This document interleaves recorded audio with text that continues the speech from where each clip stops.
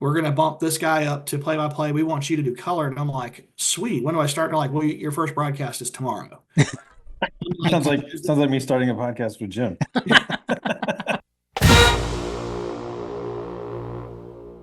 Welcome to My God a Podcast. I'm Jim Wood. In this episode, John Powell and I are joined by Andrew Caraway. We talk about his role in high school football, recruiting, the landscape of college football, his Georgia story, and more. As always, remember to check out the newly redesigned MyGottaPodcast.com to see our latest merch. And you can follow us on social media at MyGottaPodcast.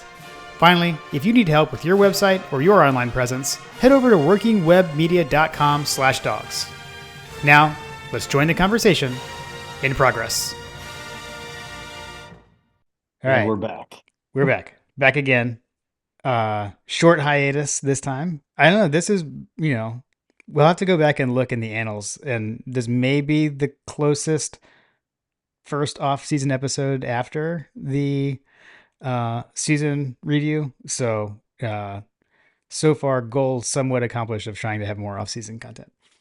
But a special one this time with special guest Andrew Caraway. Andrew, thanks for joining and being with us here on My God a Podcast. and I appreciate it, guys. I'm really excited about this. Thanks for reaching out and looking forward to talking some football with y'all. Yeah, so for the folks that don't know, Andrew has been pretty vocal about some topics related to recruiting because of his unique situation in Georgia high school football. And so I reached out to Andrew and asked him if he wanted to come on in relation to talking about recruiting. We just got done with the quote unquote signing days that we have here for college football. And Andrew, why don't you start out with giving us just a rundown of what you do, what your connections are to Georgia high school football, and just give us the rundown. Okay. Well, yeah, I started out in media. I did I worked in radio in my market, and I actually became the play-by-play voice. I started as color commentator, but play-by-play voice of my old school that I went to, Callaway, which is in LaGrange, Hogansville area, Troup County, over here in West Georgia. And I did that from 2015 to about 2019, 2020-ish. My last game I broadcasted was our first ever state championship game that we won in 2020, which was a cool way to kind of go off. And the reason I stopped doing that was our head coach at the time, or he's still here, obviously. A guy that I played for and both my brothers played for. He called me and he's like, "Hey, I got this opening. I need a director of social media and a director of college recruiting. I think with your background, like you'd be really good at this. I want you to come do this for me." And Hmm. I thought about it. The pay definitely wasn't like the same as what I was getting in media because I hosted a podcast too, which was starting to make some traction. But I thought about it and it was a good opportunity, and I've been doing that since 2020. Been doing uh, recruiting, and it's a recruiting coordinators is what everybody calls them. My title is just a little more fancy because it coincides with my social media stuff that I do. But um, it's one of those things. I think there's more and more of us popping up across the country. A lot more schools are starting to invest in guys like myself who are there to, it's not my job to get a kid an offer. It's just my job to help the kids learn how to promote themselves, but also promote, the program the best I can. So, you know, give it as much visibility as possible and ultimately make a college evaluator's job easy. Like Hmm. one of my mottos is if it's easy to say no to one of my players, it's also going to be easy to say yes. If I make everything that you need accessible to you, you're going to get told no way more than you're told yes in this profession. You have to just be able to, shake it off, roll with the punches, and move on to the next guy. So, but yeah, I'm glad there's a whole bunch of us starting to sprout up throughout the state. It started out as kind of a big thing, like if you were kind of a bigger school, like a Valdosta, Lowndes, Colquitt County, kind of like obviously they have more resources than a lot of places do. Um, so I work at a little double A school over here, 950 kids. But we're really good. We're a really good team. We've put out some really talented players. It's a Georgia podcast. I'm a Georgia fan. So everybody remembers Terry Godwin's one-handed catch. He played for us. Oh, nice. Um, Tank Awesome. Bixby, who played at Auburn University, now the Jaguars, he played for us, and a bunch of others. Braylon Sanders, who's Ole Miss, and now he's with the Patriots. So we've had a lot of talented guys come through our little school. So um, yeah, just trying to give these kids an opportunity to you know showcase what they can do, and hopefully it leads to a football scholarship. But we also we work on other things besides, we if they want to. I had a kid come to me and tell me he wanted to be a welder a couple years. He didn't want to play college football, and I'm like, that's fine, that's great. Welders make a lot of money, and so we work with them to figure out how to get them into a situation to be successful. So, That's cool. um, so yeah, That is cool. that's kind of it in a nutshell. And then the social media stuff's just I just handle graphics and hype videos, but every school does stuff like that, so that's not unique. Oh, sweet. So you're like you're. I mean, this is where the Hunt the Jones relationship I feel like blossoms there. So Yeah. He's an okay person. I like that. Me and, yeah, me and Hunter are pretty good friends.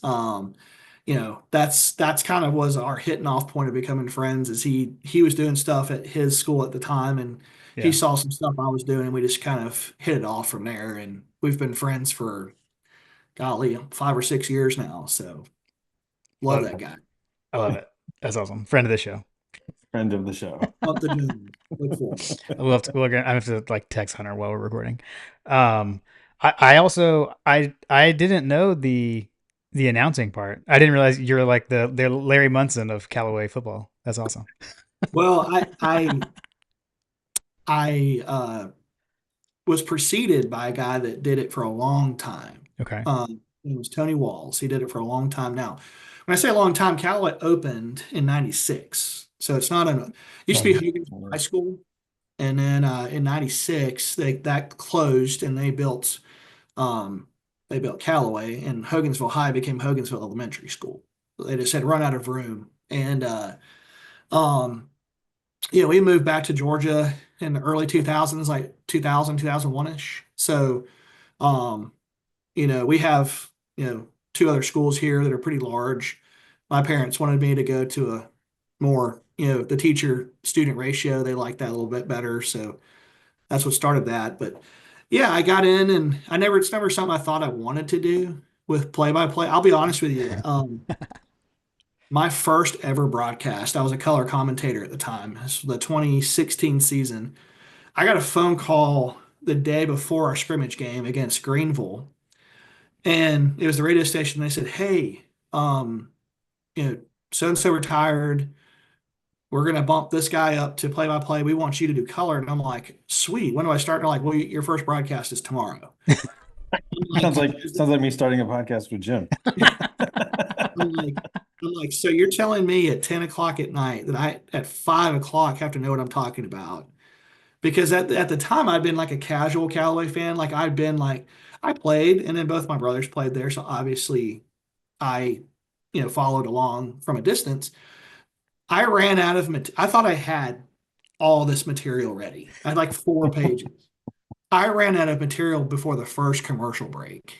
And to this day, I will not listen to that broadcast because I know it's terrible. Like I'm sure there's a lot of uh you know, but learned a lot doing that.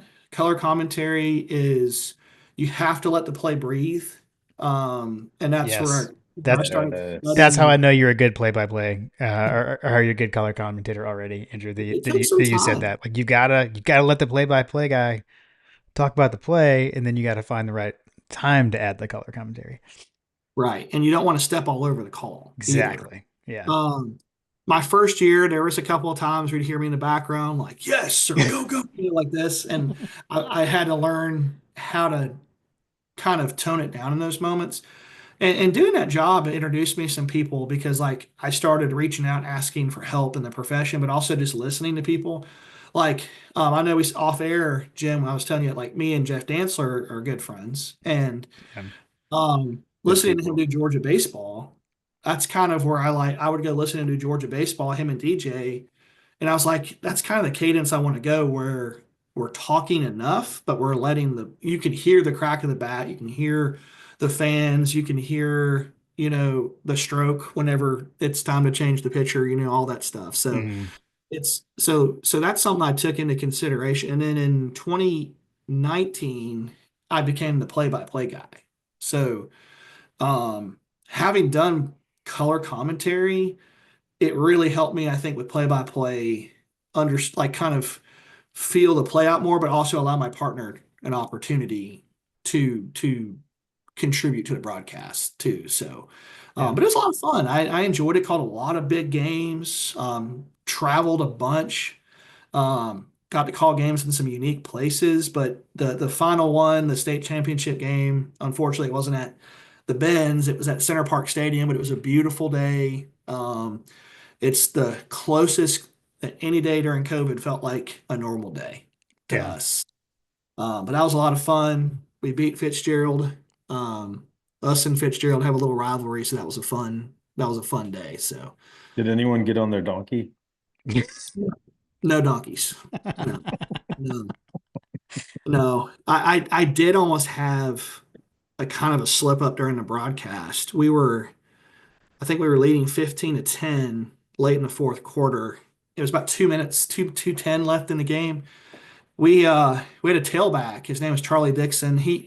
This kid could have transferred and started for any high school in Georgia. He was Tank Bigsby's backup for 3 years. Uh-huh. For context, when I say backup, this kid was 6'3", 225 pounds, and I'm not kidding you. Yeah. And he ran I think a 4.57 was his 40. And it's that plays on YouTube on GPB Sports. But that Joker broke off about a 68, 69-yard touchdown, bread and butter play, buck sweep, ran buck to the left side, 22-10. You're like on the broadcast, I'm like, and that's the dagger. No, no. 2 plays later, we blow a coverage and give up a TD, and I'm sweating it out. I'm like, oh boy, did I just jinx it? But that was a fun game to end my broadcasting career on. So and then I dabbled and hosted a podcast. What It was was the podcast? so so it was a very it wasn't a unique clever name like this. It was just the West Georgia Football Podcast. We uh we over in West Georgia, everybody thinks of Carrollton or they think of Rome. They don't think of Mhm. all the other programs that are really good, like Cedartown, Callaway, Heard County, Mhm. Carver, Columbus, teams like that. So I made a point to cover at the time. I covered Callaway, but I had a guest, the local sports writer in LaGrange, Kevin Eckelberry, was my co-host, and he covered Troop and LaGrange High School. And so we would just come together and we would just talk ball. We'd talk about the previous week's game. We'd preview the upcoming game. Sometimes we'd get coaches to come on. Sometimes we get players to come on. But it It's was a like lot of Friday Night fun. Lights. So yeah. Yeah, Um, I was gonna say this is like you like live like the whole like coffee town thing. Like I like, was just about like to what say, Wes used to say. have you given? Wes was a guest on my podcast Yes. once. Oh, amazing. That's great. Did Yeah, he we do, talked about this. did he do it the voice? Did he do the No, voice? no. I got Oh, him to do it a couple times, but but no, it was good. It was fun. The AJC used to publish links to my show each week because that's how they'd keep up with what was going on in football over in our neck of the woods yeah, too. that's true. They can't just send someone to everything, right? No, well, I feel for those guys. Any of those beat reporters, I know one. I won't say exactly what he covers, but he covers one classification, but then on Friday he's covering like 6A football Mhm. game at Milton that has nothing to do with his job. And I'm like, that's tough. Like at the time, like old school class 2A, you had like Thomasville, Fitzgerald, us, Rabun County, you know, who, you know, everyone. I love Gunner Stockton, great kid, but we spanked that butt in the semifinals the year we won the state championship game. So Oh no. yeah, How, how did he the do in that game? not well. Oh, So no, I think his like third pass was a pick six, and it just set the tone. Like I think we won. It was like 41-17 was the final score. So, Do you throw it from hash to hash? so man, I'm gonna tell you, you could tell that he was really talented. During that was his junior year of high school. Gunner's problem is he ran into Middle and South Georgia powerhouses in his playoffs. His playoff losses, I think, were Fitzgerald, Callaway, and Thomasville. Well, those are all really strong teams. And traditionally in Class 2A, if you don't run the ball and play defense, you're not going to win a state title. Like Mm, teams like Dublin, Brooks County, teams like that used to that do that. They were more of a, spread you out. They played a lot of what you would remember, like what Prince Avenue and Eagles Landing would do in single A private. They want to throw the ball, a little short, quick passing game. That does not work in Class 2A. That's just people are going to rip your head off. There's just too much physicality in that league. Um, run the dang ball, Bobo. Yeah, yeah, well, I'm all over this. This is like sounds like my kind of football. well, when you got to think too, a lot of players play two ways in the smaller classifications. So Mm, like your tackles playing defensive tackle, your guards are playing D end, and your tight ends and H backs are also playing linebacker, right? And edge yeah, rushers. So like to get like there's gonna to get you're not gonna have a clean pocket when Yeah. you mhm, pass. You're just not going to. And you know, so yeah, Gunner, I think, when we played him, we could tell they had a really talented, he was really talented, but we were just across the board. That team, we didn't have a single kid, I think, that played both ways. We dressed about 95 kids on that team, which was a lot mm. for That is that awesome. size. Oh, For 900 students, you have 95 kids on the football team. That's pretty good. that is So, pretty good. Gotcha. but that was a fun night. But I love Gunner, and I'm excited to see what he's going to do this year. He's a great kid. So Cows, cows and trucks. yeah, Friends, family, and cows. you don't Friends, have to family, worry cows. about that truck getting stolen. I can tell you that. Oh my gosh. Yeah. I don't know, man. It looks pretty sweet. Uh, Andrew, is out of curiosity, I've always wondered this. Is the Callaway name, is that the same family as like Callaway Gardens and Callaway Golf? Callaway Foundation is who sponsored the school. So, and Okay. they're heavily involved with Callaway Gardens and multiple. Okay. Callaway Golf is an associate, is like not a like part of it, but Callaway Gardens is a Callaway pro shop.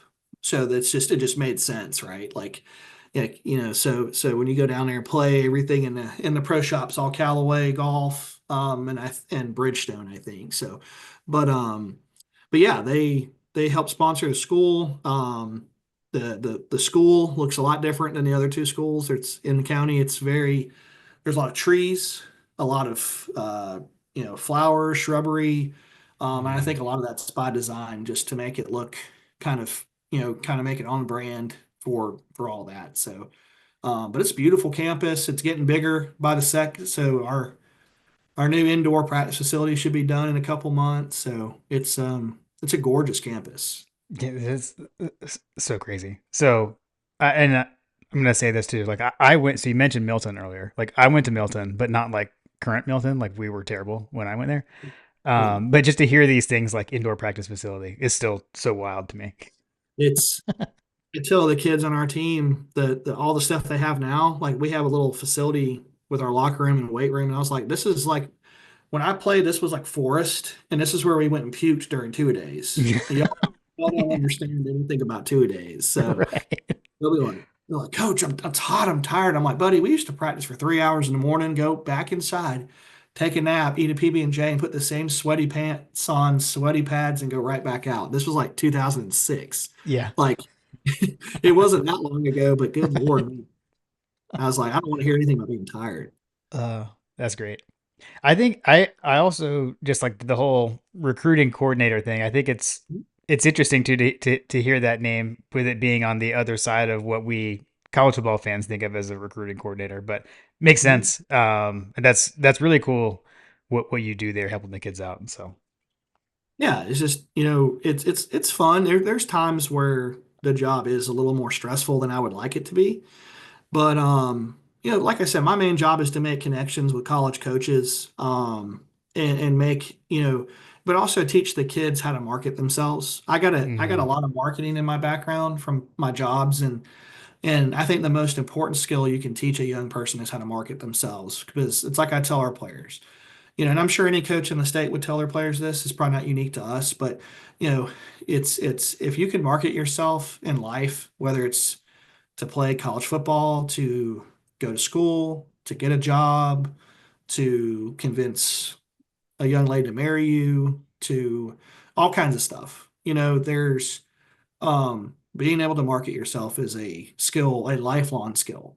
And I just want them, that's how I get them to think. And we do a lot of stuff on social media, self-promotion. We we make sure the kids and the parents understand, like, you get out of this what you put into it. I'm only one person. I cannot force a college to offer your son, even though every parent thinks that's like I can just snap my finger and make that happen. There's still things that they look for, and I'll tell you this, like I entered this arena in like it it is the wildest thing. Um, like pre-COVID, I feel like I would have 10 kids on my roster that would have a Division I offer. Okay. Like, because those offers, and when I say Division I, I'm like also, it's like Samford, East Tennessee State. I'm not saying these all are like Yeah. SEC kids. Right. Right. But when COVID hit, getting offers, like I just told you, that tailback in the state championship game, he didn't have a committable offer until the week of signing day. Hmm. Because that's when everybody got that extra year. So everybody was like, oh crap, who's going to stay? Who's going to go? And then basically all the high school offers, they were just kicking people to the curb because people were staying. And Wow. then kids had nowhere to go. So I have a So question, like, because, and I hear that term committable offer, but for the people and for me, what mhm. is like, explain the opposite of that? Like, so what is happening if someone has like a non-committable offer? I'm assuming that's a thing when we hear a committable offer. Big schools are notorious for this. It's kind of a we're interested in you kind of thing. Like Hmm. it's like a kid will come to work out at a camp, let's say at like LSU. And I'm not calling them out. I'm just saying, like, just use Sure. that as an they go to a camp at LSU, they do well. The head coach is like, hey, I really like you. We're gonna go ahead and offer you. But here's the thing. That kid ain't gonna be able to commit on the spot.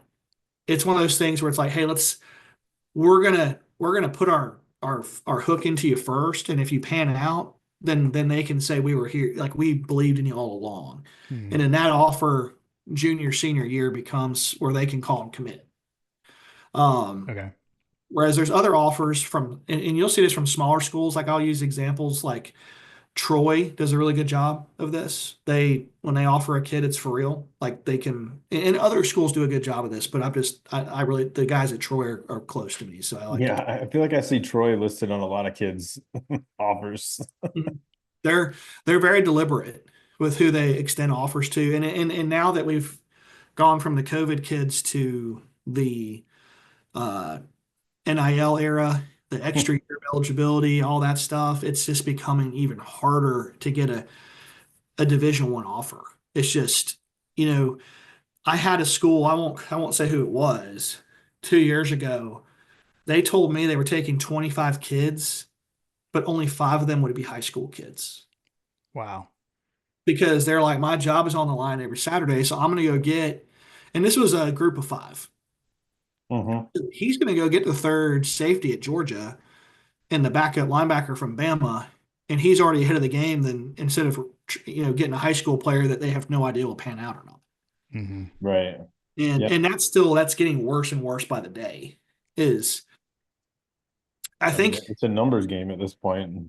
oh yeah, There's just so many there's so many schools, so many options, and with the extra year that just like I mean, the math ain't mathing, you know what I mean?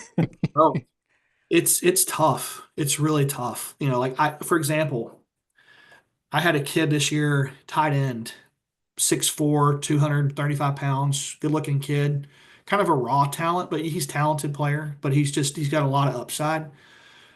I couldn't get, I mean, he had a couple offers like UAB, East Tennessee State, but then also too, what people don't understand is when staffs leave Hmm. or move on, a lot of times those offers get you're trying to scramble to see, can he still sign? Is this still good? Is the new staff interested in him still? Hmm. I had a running back this year, 6'1", 215 pounds, best tailback we've had since Tank Bigsby played here. Not a single Division I team.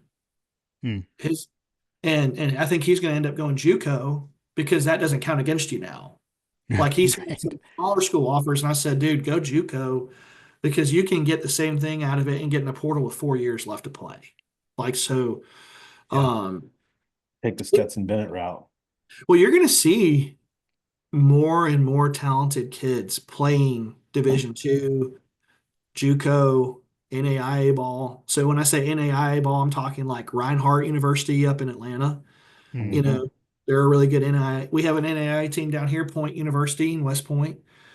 Um, like schools like Berry College up in Rome, Division III, they recruit linemen that are 6'5", 300 pounds, and they get them. And they're going to get a lot more of them because that number of high school kids going on to play actual Division I ball is going to shrink. It's going to shrink down, especially with the roster condensing too. That's the new thing we got to deal with this year. Rosters going to 105. Hmm. That's Now you there's going to be even less. think of all the influx of kids that are fixing to go in the portal, Yeah, and Yeah. they're going to all push. When that happens, it pushes everyone else everything down. down. Yeah. Yeah. So Not to mention when schools like Berry College can start paying kids directly. yeah. Hmm. And that's the other thing too with the NIL. There's just so much just wild card out there with who gets paid, how much. I mean, I just it's just getting to the point for me where it's like the NFL's not this wide open. Yeah. So why is like college entitled to be like player movement and all this, but like when you go to the NFL, it's okay to have a contract. I think a lot of it people are like, well, because NFL has a union. What's okay? Well, then we're at the point now with college football that you're going to have to seriously start looking at this. Is there's going to have to be a union at some point for the players. There's going to have to be scholarship contracts.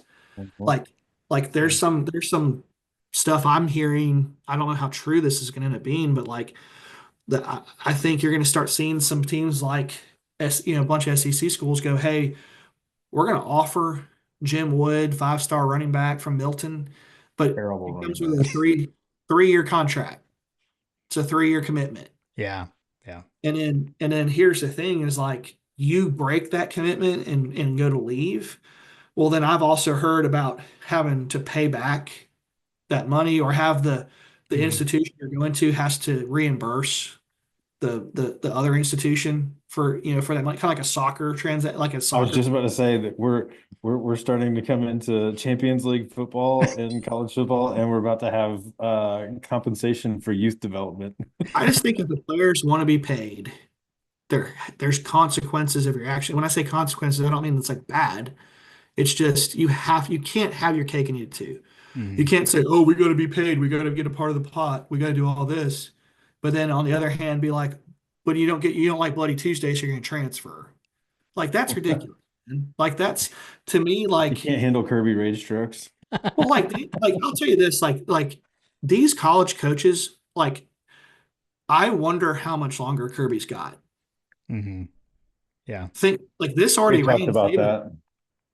Kirby, if you look at Kirby right now compared to when he got hired 10 years ago, he's aged 20 years. Yeah. Yeah. Yeah. Okay. Yeah. Um, and when you see him in person, he's still energetic, still, happy-go-lucky. He's got a lot of support staff in place to help insulate him from dealing with all this directly. He's got a lot Mm. of smart people helping him make decisions. But you also just wonder from just a pure, he just lost his father, which is Yeah. something I can identify with, unfortunately. And when that stuff happens, you start thinking of like, well, how much time do I have? Do I want to spend it fighting with my third string right tackle over a grand? Or do I want to go watch my son Andrew play college baseball? Hmm. You know what I mean? Like Yeah. he's already set for life. Kirby's got enough money to walk away tomorrow, and him and his kids will never want for anything. Yeah. So everything he does for the University of Georgia, like the fans, and I say this as a season ticket holder, like be grateful for what we have. Be grateful for what he's done. Be grateful for how much time we have left with him. Because I think the end is sooner than we all want to admit. I'm not saying it's this year. Right. But it wouldn't shock me in 5 years if Kirby walked away, Yeah. especially if stuff doesn't get regulated, especially if it's just, Just these willy-nilly. players, man, like Damon Wilson, like, come on, bud, what are we doing? Like, like, or think of this, okay? I know it's a Georgia podcast, but think of a player like Isaiah Bond, has one of the most iconic plays in Alabama football history, Hmm. the Gravedigger play, and you leave to go to Tech, like, so like that town, like those football players are held in just God regard. Tyrone Prothro, who made a behind the back catch in a meaningless football game like 25 years ago, is still like a god there. Yeah. Isaiah Bond like could have gone down as one of the greatest Alabama players of all time because of that play, but instead he chased, Texas is over here with their oil money. Yeah. Like, hey, and then you just there's so many like side conversations you can have about this, like how sustainable is NIL? At some point, these boosters are gonna be like, screw this, man. Like, I'm not gonna keep paying for like an eighth place finish. This is Right. this is what I'm really interested in on that angle. Is it's like is even some of these people that have this money, like they are business people, right? Mhm. And it's like return on investment, and it's like, what are they getting back? Because NIL hasn't been I get paid for my name and image and likeness, and I do the local car dealership commercial, which is kind of what I wanted. I mean, it happens not enough. I want more cheesy commercials, but anyways, side story. But like, is it enough for these people to invest this money and their team wins? And maybe it is, and maybe you have that kind of disposable income and cool. But like, I'm curious how long people will keep shelling out this money without it actually helping their business, right? Without the player actually promoting them through commercial whatever, to impact the bottom line other than just happiness. I've thought about it too. I mean, look at Ohio State, 20 million, it worked out. But at the same time, like as a college football fan, I think college football is a microcosm of society today. Is we're always in a hurry to be the next thing. Think about it. Mm-hmm. Like it goes down to like I have friends who have kids that play travel ball, and they treat that like it's like we're getting rings. Like we're spending 10 grand a year to play travel ball. Like what happened? What was wrong with playing Little League and going to Williamsport and grinding for that? But you're so worried about becoming the next thing. You want that notoriety to become the next thing. And now it's trickled down into high school is you have kids posting graphics transferring to another high school. Yeah. All glory to God. I'm gonna finish my senior year at whatever. It's like, Yeah. man, that's soft. It's high school, bro. you know. But it's crazy. Yeah, it's crazy. And then you see in college, it's like these schools work so hard to recruit these kids. Now you've got to recruit them every single day. Yeah. One bad practice, and they're going to storm off and be like, "Oh, I'm going to play over here. I'm going to look at like how is it okay to transfer from Alabama to Iowa and then back to Alabama before the season starts?" That was wild. Well, that was, yeah. To me, it's like, what's to stop a school saying, "Hey, I need you. Hey, I'm at Bama. I'm going to tell you to transfer to Auburn, get their playbook, and transfer back." Yeah. You know what I mean? Yeah. Like, I'm What? starting to think that's like, is that how Tech almost beat us this year? Is like, did they have someone do that? Yeah, seriously. But there's so much that's like, you could have like 5 episodes about like just the transfer policy is broken, NIL is broken, player movement is broken. Player compensation is broken. It's just there needs to be guardrails.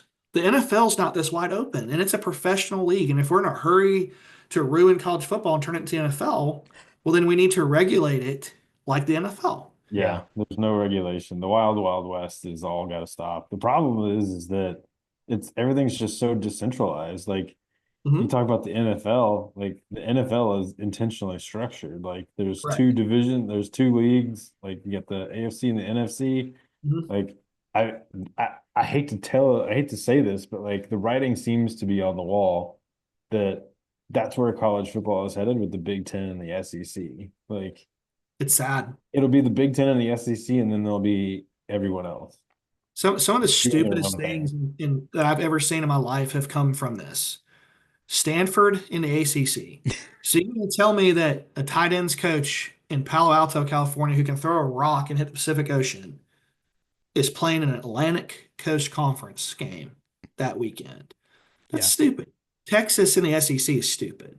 Okay. Yes. Like Washington and USC in the Big Ten is absurd.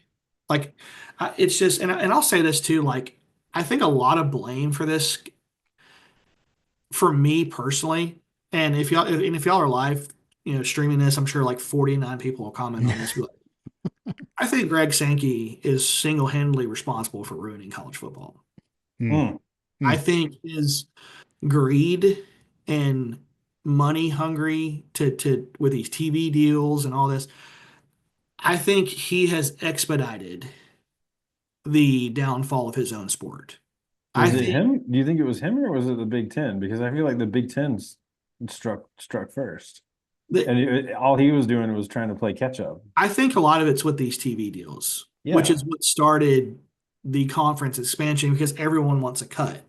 It goes back to what you said, John, like decentralized. I think so. The NCAA had a chance to fix all this at some point, and they did a terrible job of it.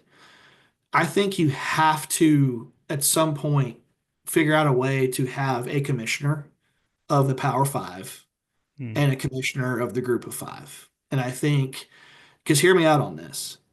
Why are Group of Five teams going to play in the college football playoff? I'm going to tell you what their record's going to be 20 years from now. 0 and 20. They're not going to win a national championship against Power Four teams. They're not going to. So why not take those group of fives, those Sun Belt teams, those, and put them in their own league in their own playoff? If I'm Hmm. at Georgia Southern, knowing I can compete, a proud program that won one AA national titles, why would I not want an opportunity to compete against my peers for a national championship? Right.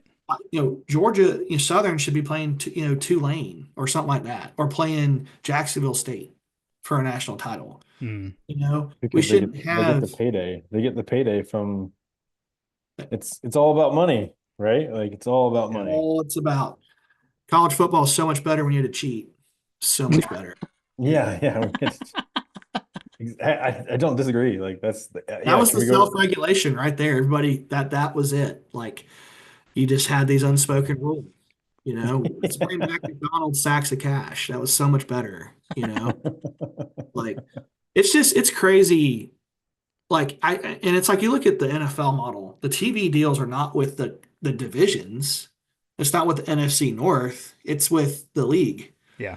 I think TV deals should be done through some kind of centralized office and then divvied out equally.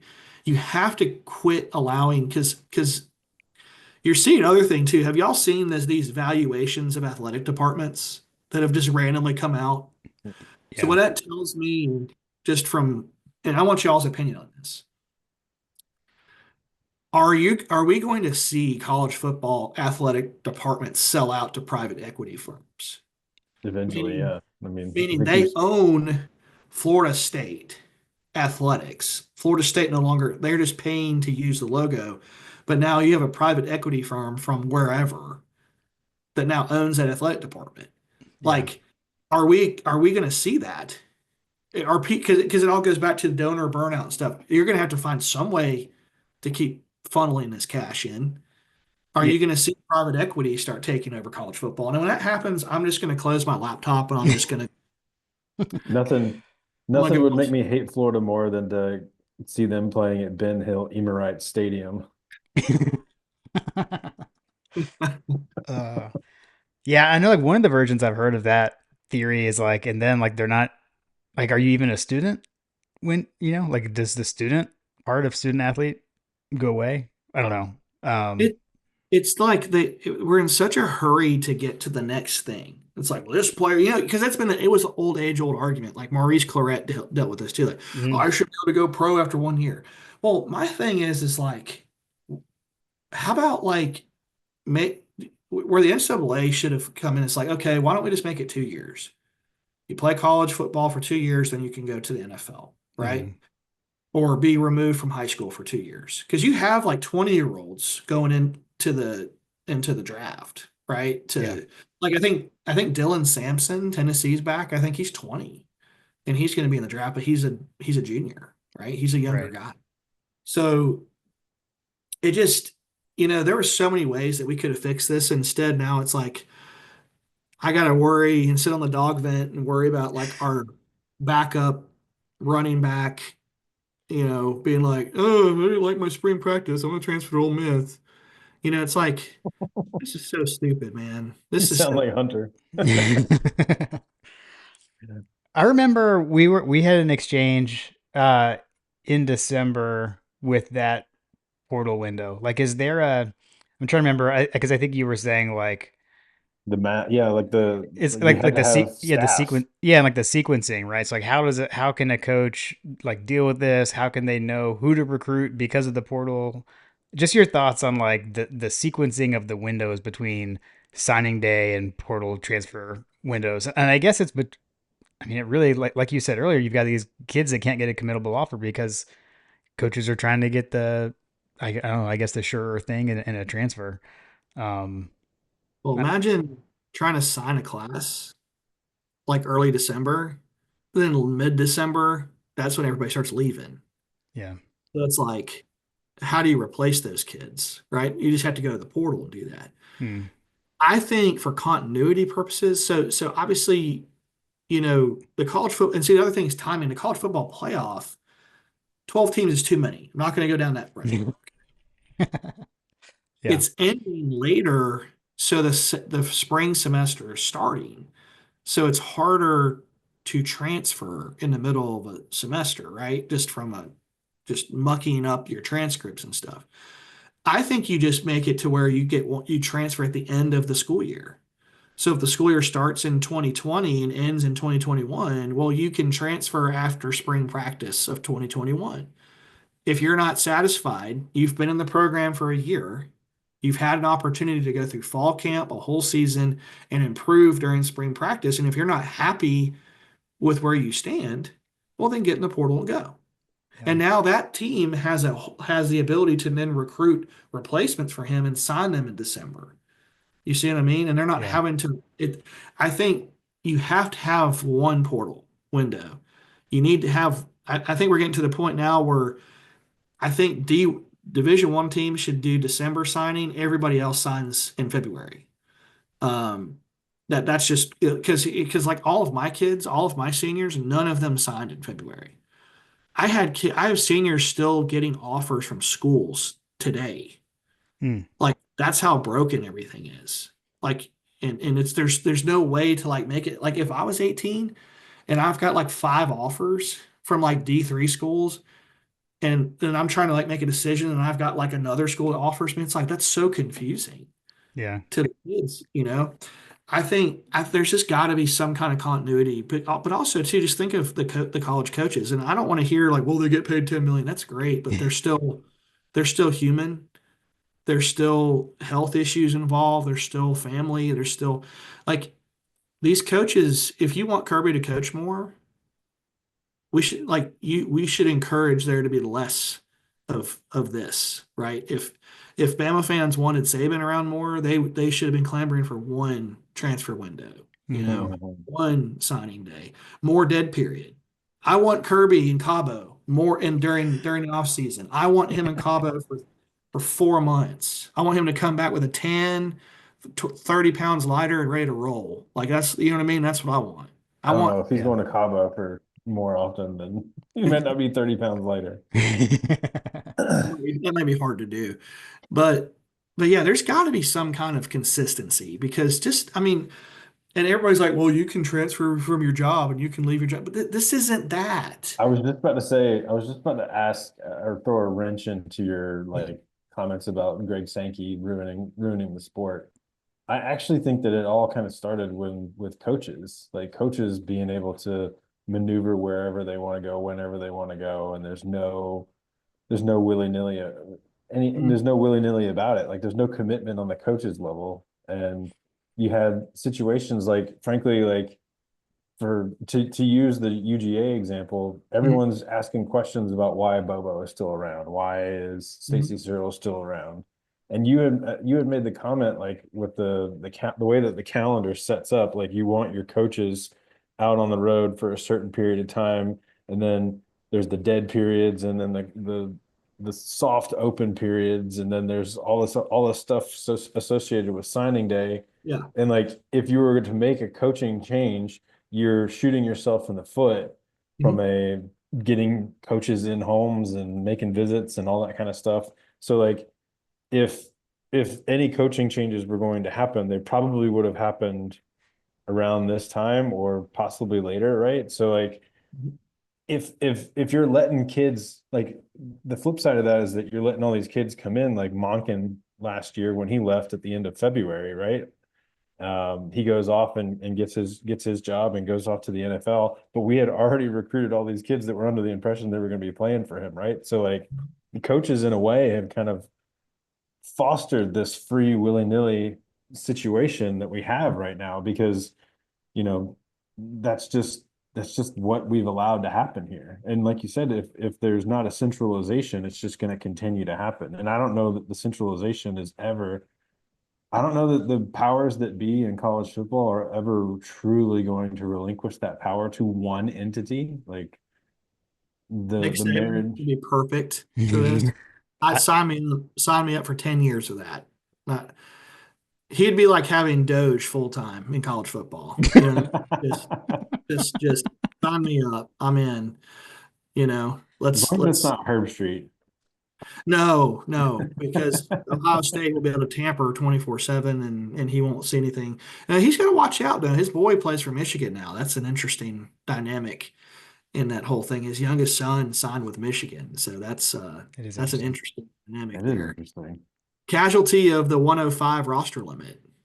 So yeah, I'm with you though, John. I don't disagree with you. I think there's probably a way to uniform coaching movements too. Like now, coaches get fired and at all times during the year, but I wonder when it comes to like that, is there a way to uniform like that when it comes to, because there's ways that schools combat it, with the buyouts, when they have the stuff. And that's where I've like pitched it for like if players are going to leave, then I feel like so if a player leaves Georgia for Auburn should pay Georgia a buyout. Whatever Georgia has invested in that player, Auburn should have to pay to Georgia. Yeah, exactly. But they should have to have some skin in the game. And my thing is too is like you start introducing contracts. Well, I would make them all a 3-year minimum or 2-year minimum. I wouldn't do year to years ever. Yeah. For sure. And make it harder. If the kid wants to move on, that's fine. There's one transfer window. And I'm to the point too. It's like I'm all for letting them transfer one time. Anywhere you want to go, transfer. After that, buddy, we don't need 17 helmet decals at your senior bowl helmet. Like we don't need that. Okay. We're not trying to keep with that. It's like at that point, it's like what is that guy? Finley that used to play at Auburn. What's his that quarterback? Isn't he like on his 7th team? Oh, yeah. I would say that there's a few guys like that. I would add a layer of complexity there for graduate transfers. I always loved that rule that once you graduated, like you could go wherever you wanted to. I think that's like also too is like why don't that make that part of it too and say, hey, you play here, but if you want to transfer, graduate and leave, because then you incentivize them getting their degree as well. Because at the end of the day, like the reason why NIL is so broken is there's so many families that come from difficult situations and they come from nothing, and you have a random guy say, well, I'll pay your son $10,000 to come here. Well, that's like the lottery ticket, right? And there's a lot of people that are desperate for that.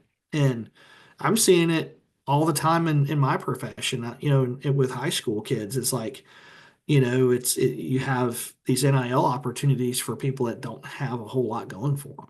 And I think we've got to do a better job too. If this is the new future for college football, I think like the state of Georgia needs to do a better job of making sure that, things like money management are prevalent in high schools where we're learning how to manage our money, how to handle contracts, how to handle what's a Taxes. mortgage, taxes, 1099s. Like we need to start introducing this and maybe a little less algebra 2 and a little bit more money management.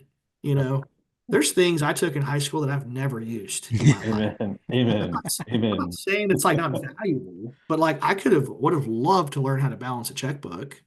I would have loved to learn how to invest. I would have loved to learn about, real estate properties, Mm, investment properties. But like, you know, there's a whole trickle down effect is if we want kids, if kids are going to be handling this, because also think of this, there's so many kids that have agents.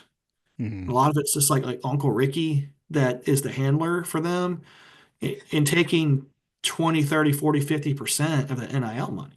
Hmm. There's so many people out here taking advantage of the kids too. And that's where I think it's really important I think for high schools to have more kind of awareness in teaching kids how to manage contracts, how to manage money, how to think for themselves.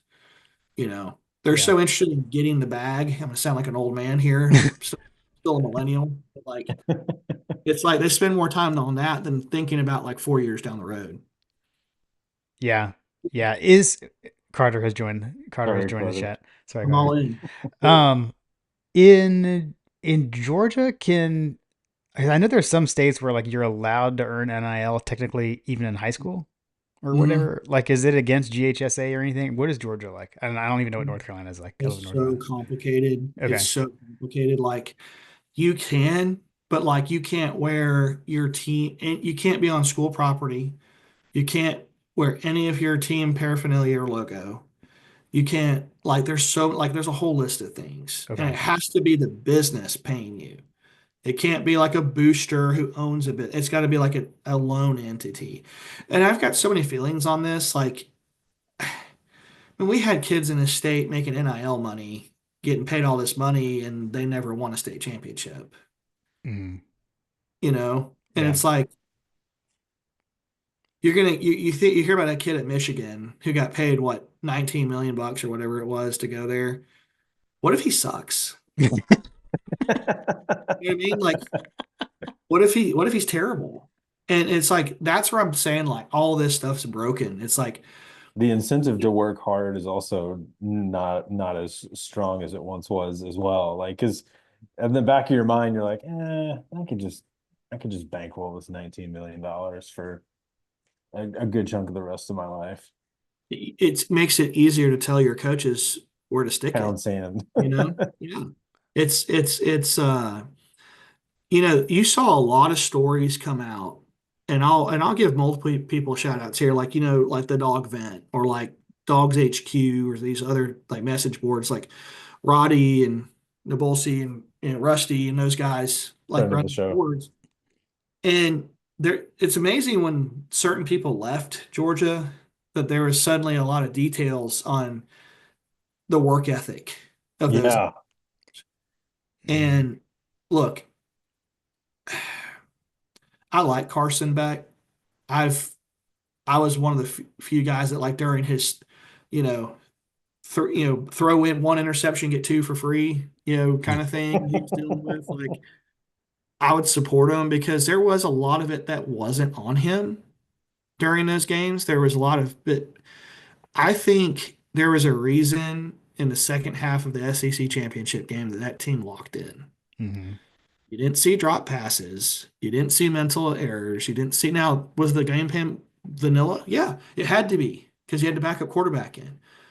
But at the end of the day, the guys rallied around Gunnar Stockton, Gunner which throws a catchable ball.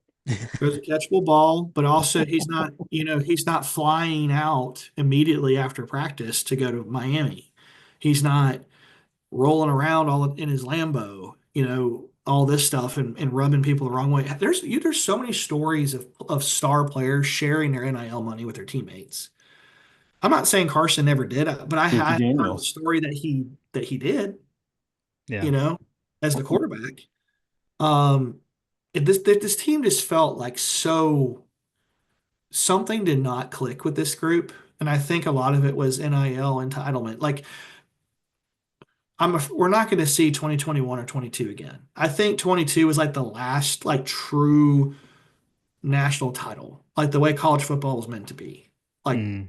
recruiting, kids want to be there. Guys like Nolan Smith who, F it, I'm going to hit somebody with a torn bicep because I'm Nolan effing Smith, and that's what I'm going to, like that's like we don't have guys like that. Like and there's guys like on this team like Jalen Walker, love Jalen Walker, you know, Mm. CJ Allen, a great player, but like for those kind of guys, you had guys like, that were not locked in and who thought they could just roll their Georgia helmet out and it was going to solve everything. Now I do have one thing from this last season I've always wondered is what if Georgia had beaten Alabama? Mm. What if the comeback had happened? Do things go differently for that team? You know what I mean? Like, or do you feel like it's still the same old, same old? I mean, my personal opinion is that we should have won that game. Like, Oh, I agree, 1,000%. I that we made Jalen Miller look like Tom Brady for 30 minutes, and it Yeah. was done. Yeah. Like, yeah, that's this season. But I think John and Jim, you brought up some good points about. I think there's just a lack when you're paid like that. Are you really watching film, or are you just sitting in there texting on your phone, looking like you're watching film, just so your coaches see it? Are Yeah. you really? Mike Bobo was the same OC in 2023, and that was a damn good offense. We scored a lot of points. We blew out a lot of teams, a lot of really good football teams that year. And did we have better players? Yeah. Like you had really good players. But like some of these guys, like Dylan Bell, okay, like the other night, I was telling you off air, like I watch my little boy and me, we watch like one 15-minute montage of a game. The other last night was 2023 Tennessee. Seeing the catches Dylan Bell made in that game and then watching him this year, like what happened to him? Mm-hmm. What happened to Arian Smith? Arian Smith didn't have drop issues really throughout. He always 2022 Tennessee, who went deep and got us back in that game? Arian Smith. Yeah. Arian Smith, Ohio State. Arian Smith, fourth down, 2021 against Missouri, catches a dime from Stetson Bennett. Yeah. Why all of a sudden can he not catch? Is it too much was put on him? Was he given too much volume because he was the only reliable person, so that for his margin for error was less. So when he did screw up, it stood out like a sore thumb, you know? Yeah. The volume change was enormous for him because he was kind of like a gadget. I'm not saying like gadget plays so much, but like he was a spot guy his career until this year, and then all of a sudden he's number one receiver. Although He's a then good Sugar Bowl he quarterback. wasn't, which was weird, but whatever. Well, the Sugar Bowl, he was just like, "This is it. I got to go out on top here." Like, you know what I mean? Like he's Yeah, like, but we didn't throw to him enough. I'm sorry, not to and then relitigate the Sugar Bowl. Dylan Bell's like, "No, I'm gonna let Cash catch this TD. I don't want it." Oh man. But Yeah. yeah, this whole season was just really, it was just really odd not being able to run the football. That was the other thing. Yeah.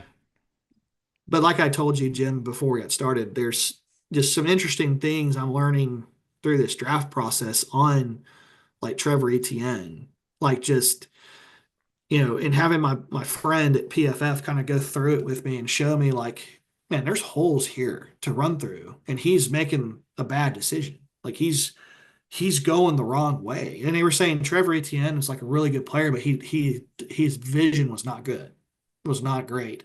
And I see I'm one of those who's like I don't want to see that because all I see is like ISO beat Texas, SEC champions. But he's like, but for every one of those, how many times did he bounce back and didn't need to? How many times did he give up on a blocking scheme where it was there? And I was like, I don't have to go back and watch the tape, but I think there's so much that went into this season that was just like just not normal. That I think it's just easy to say Bobo sucks. Well, yeah, I at mean, some there's point, there's there's only so much of that I can tolerate. Like, to a certain extent, the Sugar Bowl was like maybe a tipping point for me in some of Mhm. that, but Yeah, like at the same time, like you go back and even looking, I mean, from the first snap of the game in the Sugar Bowl, like there are guys whiffing blocks left and right. Like you, Freeling was getting roasted out there. yeah, I mean, like there's only so much a coach can do in situation where players are just not executing, which that kind of boils up to it's the coach's job to get the players ready to play and all that kind of stuff. But like, I don't know, it just felt like that this season was just an egregiousness of um combination of injuries, Mhm. youth, inexperience that Kirby talked about before the season. And I mean, I remember telling Jim, I was like, dude, I don't know if you guys really realize this or not, but like there's a ton of young guys on the defense right now. There's so many young players out there. Yeah. Yeah. Um, and that's might be why we're seeing some of the things that we're seeing, but like I don't know, the not to get off topic of talking about recruiting and going back to the season rehash, but Oh um no, I'm with you. It there was times in that shirt ball I was like, hey, that jailbreak screen that everybody screams at Bubba for, that was a Todd Monken staple. Yeah. I would love to see like 50 to 70 more of those. But we never threw one in that game because I was like, if you it's hard. can't block Yeah, them, Notre Dame's front was really good. If you can't block them, we'll get the ball out quick. yeah. Like why are we trying to launch the ball downfield? That's like not what we've been all year. You know, we were a dink and dunk offense, and it's like now we're just gonna just throw up, Hail Marys every other play. Yeah. But yeah, there's so much from this season. There's so many questions I have just recruiting wise, just what does the future look like? I know there's like some House bills coming that could bring things like contracts into play, and that's gonna be something else I gotta add to my resume of that. So Contract negotiation. yeah. uh, John, So why don't we go ahead if you had something. I was just gonna say, so you're the recruiting czar for college football. Fix it today. Okay. Just the whole process. Yeah. Like what would you do from top to bottom, from Georgia high school, from your perspective at Georgia high school recruiting, all the way up to, you know, D1 or whatever? Like Okay. what are the solutions from where you sit? Well, my first solution is to have one transfer window Right? for colleges. I think for continuity for school and everything, you do it after spring ball, let them transfer over the summer, acclimate. But I think that allows colleges to and coaches to actually build a program, right? Mhm. I would agree I with that. think, I think that helps. I also think having one signing day, December for Division One teams. December is the day because now that you have that continuity with the transfer portal, well, let's build continuity with the signing day so that everybody's on the same page. If I could snap my finger or two, I would say like bring contracts into play with a minimum and punish the player in the other institution for leaving. You know, if you want to quit on your team and go somewhere else, that's fine. You can go, but you're not just going to go for free. You know Hmm. what I mean? It's one of those things where it's like you're in NFL they you can't just get cut. There's dead cap space, there's waiver wire. You could get picked up by a team you don't want to play for. So I think bringing in contracts, making them a little stickier to the home institution. So if I sign, like I said, Jim Wood, 5-star Milton tailback, UGA, I'm going to sign him to a 3-year contract, 3-year scholarship, and Auburn comes in, and they offer him the Yellowwood man bag, and Auburn should then have to reimburse the University of Georgia for every penny they invested in Jim. Yeah. That's how I feel about it. I How do think you do you think that you could also layer in like medical reviews? Like you have to actually pass like a medical exam you before could. you I mean, you could have physicals that you have to pass, physical, just yeah. like the NFL. I mean, there's all kinds of stuff that you could do, but I think there just has to be more uniformity on transferring out, transferring in, signing players, and NIL management. Now, look, if a school wants to pay a kid $19 million, that's on you. Okay. If you feel good about that, that's on you. Is that sustainable? No, it's not. Yeah. So I do think I that there don't know needs if to it, be salary caps in some way, shape, or form, because otherwise you're going to get into the situation to continue to use the European soccer model. Like, you know, in the EPL, there's no salary caps, which is why there's always like a consistent top five teams, and there may be like a Cinderella story here and there, but generally speaking, it's five teams that really have a chance to win the well, championship. how boring has Major League Baseball gotten? Like, oh, look, the Dodgers signed another guy. Like, Right. it's like, oh my gosh, man, like good for you for having all this money to blow, but like it's I'm gonna be long gone and they're still gonna be paying these guys like their great grandkids with all this Bobby deferred. Bonilla Bob Day. India Day. Yeah. But yeah, just like circle back, John. Just like that would be kind of like the meat and potatoes of what I'd want to see. Besides like, a commissioner, there being a union for the players, um, some kind of common sense with the conferences. It makes no sense the way it's structured. And I get it's for money, but there's other ways to figure this out. There's other ways to make money. There's other ways to figure out, you know, it's like the NFL model, Fox and CBS go through the league. Fox gets NFC, CBS gets AFC, and it's Mhm. it's it's even. It's split. I Mhm. think that's how you fix it. But that's also much easier said than done. Yeah. Um, We've got so seven. You have people that are minors. These are minors involved, like in some cases, 16-year-olds, right? Yeah. yeah, Allegedly, right? One thing I Uh, would add to fix recruiting is bring back the fax machines on signing day. bring Sorry. back fax machines. Yeah. Yeah, yeah. There's no tampering when it comes to that. You send that LOI in, it's over. That's At right. that, That's there's no. right. that's funny. uh, What about in the high school ranks? Because you had mentioned like some shenanigans at the high school level, right? So I've become super pessimistic to just the whole process, like the mega camps and you know, there's so many. I mean, I have kids on my team who are guilty of this, who I think they care more about getting a graphic and posting it on social media than the actual offer itself. I think they want the likes and all of the fanfare that comes from that rather than the substance of the offer. hmm. You know, I could get them an offer from like Huntington College in Montgomery, Alabama, which is a Division III school. And it's like they would care more about getting to post something on Instagram than the actual like understanding what goes into that. You know, I think there's money has reared its ugly head in the sport. We treat some of these five-star players like they're NFL guys, and they haven't accomplished anything. They haven't accomplished anything. We had a player in the state last year that just every time you turn on GPB or anything, they would just kept saying his name over and over and over and over and over. And it's like, what did the kid ever win Hmm. when he was at that school? He played for a powerhouse program, couldn't win a state championship, but we've fallen over him like he's the second coming of whoever. And it's like we get so caught up in these recruiting rankings and 247 rivals and on three. And it's like, has anyone really like gone in and saying like who panned out, who didn't? Like, do they go back and say like, hey, we rated 30 kids as five stars. How many of them actually panned out last year?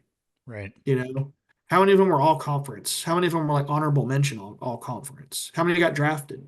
How many I mean, haven't they won? done that? They've done that analysis though. I feel like that if you are a five-star recruit, you increase your likelihood of being drafted by X%, and that basically just outlining that as you got down into the lower stars, the less likely it was that you were going to be drafted into the Yeah, NFL. unless you're Dan Jackson.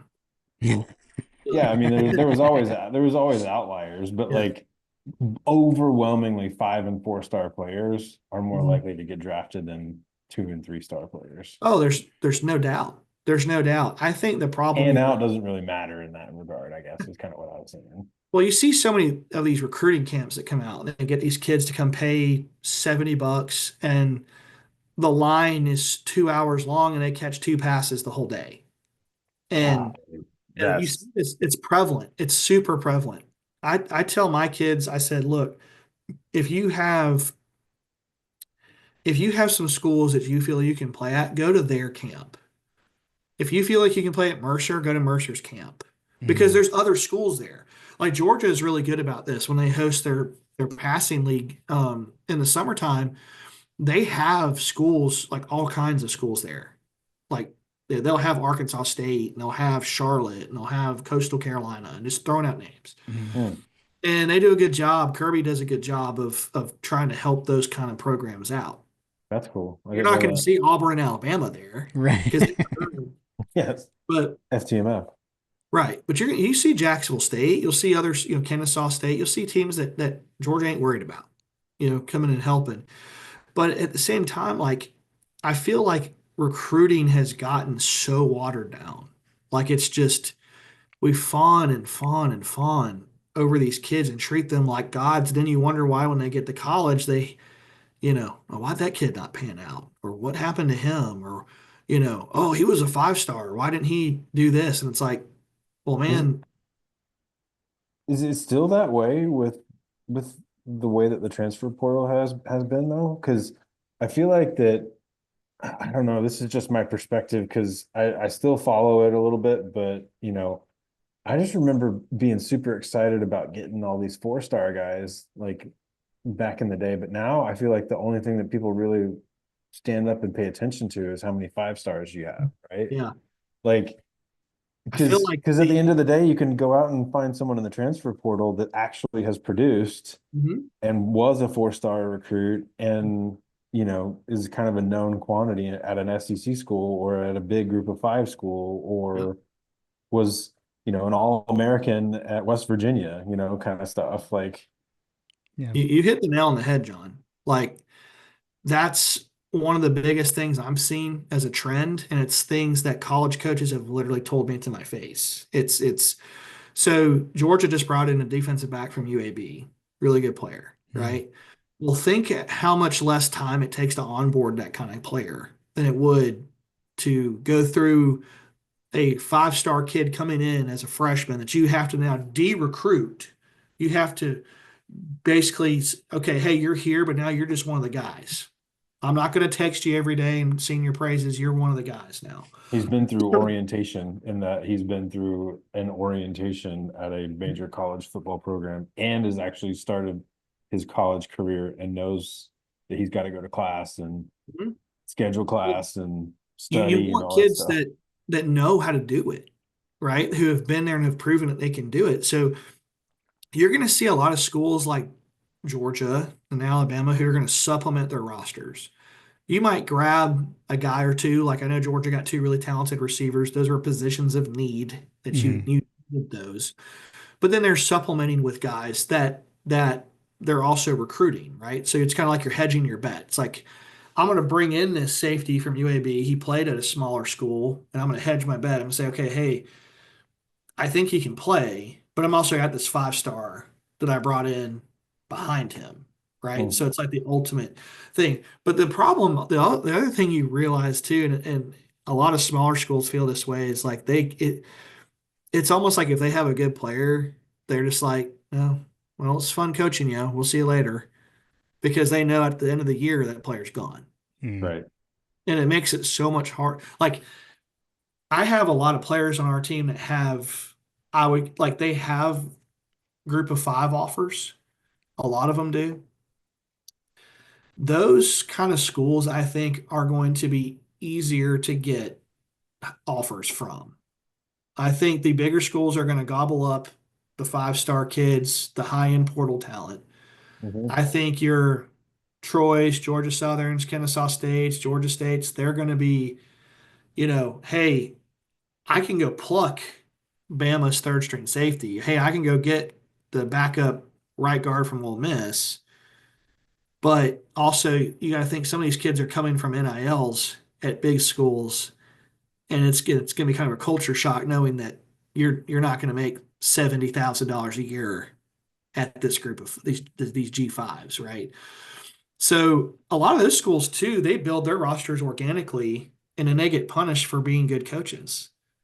They Mhm. get punished for having good schemes. They get punished for being successful, and those kids get poached by the bigger schools. And I think it's all becoming like it's like a feeder system. It's like Major League Baseball. It's like you have single A, double A, triple A. It's like I think that's how it's gonna. I think that's almost how college football feels like it's going. Mm. Is like you're gonna have your small feeder schools who are like, you know, you got your JUCOs, you got your group of fives, you got your FCS teams. Um, and that's why I feel like to create some kind of momentum for some of these schools, it would make sense to have a college football playoff for a G5. You Right. know, you're going to be Right. as much money, but if FCS can do it, why can't G5 do it? Yeah, Yeah. You know, like, and I just think there's something to be said to be able to compete, to know that I'm the head coach at Samford University in Birmingham, Alabama, and I've got an opportunity to win a national title because it's apples to apples. You know, Samford knows when they come to Sanford Stadium that they're going to get their ass kicked 50-0, you know, and they have no shot. They Yeah. have no shot, you Yeah. know.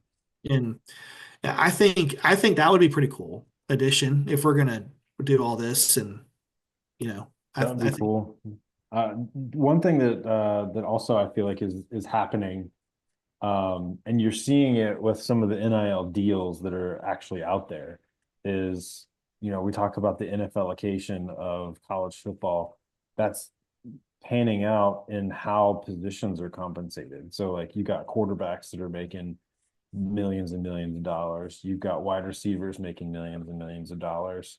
Maybe the left tackle's making good money, but the running backs, they're not nearly able to bank as much money because of the trickle down effect of how the NFL handles running backs, right? Like you got spending millions and millions of dollars on these running backs, whereas historically, particularly in the SEC, you got Herschel Walker, you've got Bo Jackson, you've got all these guys that probably were paid millions of dollars, adjusting for inflation, whatever, however you want to put it. But like, I feel like that's also something that's gone away too. yeah, Is that there's more emphasis on positions that are going to impact it, and some of that's the analytics that have come out, and Mhm. how do you impact a team, and it seems like that the wide receiver position is overwhelmingly one of those positions that Georgia historically hasn't really had a whole lot of success with. But yeah, I mean that's something else that I feel like we're seeing too. Like you mentioned, your running back that didn't get any D1 offers. It's wild to me. And I think one thing too, and I forgot to mention this earlier, I had an interesting conversation the other day with somebody. Watch what North Carolina does over the next Mm. couple of years with Bill Belichick being in Chapel Hill, or Chapel Bill, as they call Dude, the Chapel Bill shirts are amazing. I'm not gonna lie. it. He's hired an entire NFL staff. And he brought in a GM, right? You know, he brought in Michael Lombardi, who was with him in New England. Watch how they handle all of this, because I think they may set the precedent on, how to, run an internal cap. Like you talked about having positional value and stuff, but you also talk about a head coach who's notorious for value, Mm. right? He's instead of going to get a $20 million wide receiver, he's going to go get five $4 million wide receivers and say, I'm going to hedge my bet that one of these guys is going to pan out. Hmm. Right. Especially since he can't, especially since there's no salary cap or anything like that. You just have to be under the threshold for players, Yeah. which is still better than the NFL. Right. And then there's going to be some programs that are going to just have better budgets than others. I don't know what North Carolina's budget looks like, but I think you might see a lot of schools copy that template if it works. If Yeah. Bill comes in and has success in year one, year two, I think you're going to see more schools go to that NFL model of having a GM, having people in there, mathematicians that handle, finances and figuring out, who gets paid, who doesn't get paid. if in a perfect world, I just wish you just pay every player the same. You just say, here's the pot of money. Here's 10 million bucks. We're going to divide that by 105 kids. That's what you get. Everybody gets Mhm. the same, right? But that's the world's not perfect, right? Yeah. You're also talking to the guy that, I think there should be 8 teams in the playoff, not 12. I think eight is perfect, but it's, I worry for the sport for a lot of, I just like it does with everything. Money corrupts everything. Money ruins a good thing. Look, I know the old saying is, have you ever seen a sad kid on a jet ski? No, I've never seen a sad kid on a jet ski. But I think there's something to be said too for just the stories we grew up with. And at Mhm. risk of sounding like a get off my lawn guy, I'm only 36, Jim is but the president of Get Off My Lawn. I loved the walk-on stories. The Robert Yes. Blankenship's getting a scholarship. I love the college kid grinding it out because college shouldn't, it's not for everybody. No one's entitled to that. It's a privilege, not a right. And we've turned a privilege into a right through all of this stuff. It's like, well, Mm. I'm a college player. I'm entitled to this. I'm entitled to that, or I'm going to do this and I'm going to do that. And I think what made this sport great too was regionality. Mm. Yeah. And I don't give a crap about USC versus Rutgers. I don't give a crap about Stanford versus Syracuse. You know, Georgia versus Texas felt like a non-conference game when it was played. Mhm. And then when they were in the SEC championship, I'm like, what is this? This is this is absurd to me. Like, and here's what's going to happen. It's going to nothing ever stays the same. Look at the NCAA tournament for basketball. Mhm. Let's get 74 teams. Let's screw it. Everyone's in. Everyone, we no more regular season. NCAA The tournament start. Carabao Cup. Jim Herrick used to lobby the NCAA tournament should disagree everyone, like cancel conference championship games or Yeah, conference championship tournaments, and it's just one huge NCAA tournament. yeah. Just Uh, and I worry about that too for the college football playoff because I hear about it going to 16 teams, and I'm like, yeah.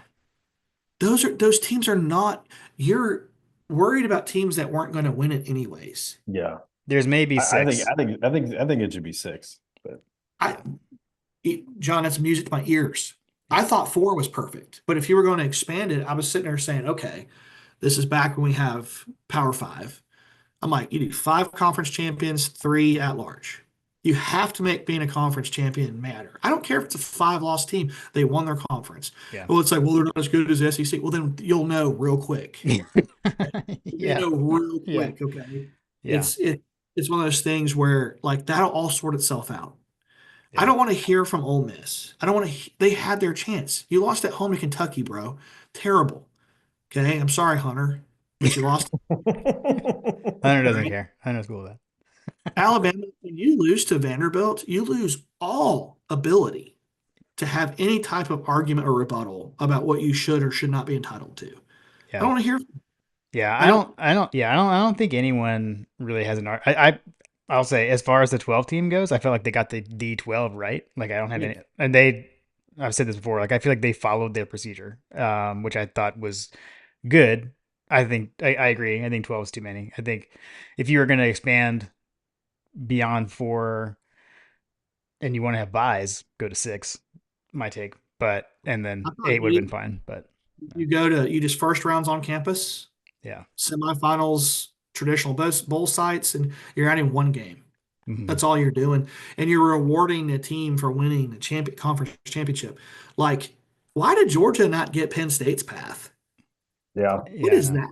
Yeah. Like, and I knew the minute I saw SMU was going to Happy Valley, I was like, thank God SMU's in. They deserve to be in. They're about to get destroyed, Yeah. right? Yeah. Same thing for Boise State. I was like, Jared Zabransky's not there. Kellen Moore's not there. They're fixing to get lit up, Yeah. right? Yeah. They had that tailback, great story. You're blocking, power five defensive ends. You're not blocking, 6'2", 285 nose tackles that play at Colorado State. Like, I'm not trying to be mean, but it's just different. Yeah. Yeah. Um, there's just so much, and I worry it's going to go to 16. What's going to stop? Well, we need just top 25. The whole top. The regular season has to matter. And I feel teams were not punished for things that they would have been punished for in the past. Josh is raging right now. Josh is so angry. Dog Might be, stats is raging right now. he'll be fine. That's okay. He Um, knows how we feel. We've told him enough times. well, think of this: like Ohio State got beat by Michigan, and it didn't matter. Yeah, I know. I It didn't know. matter. Notre Dame lost at home.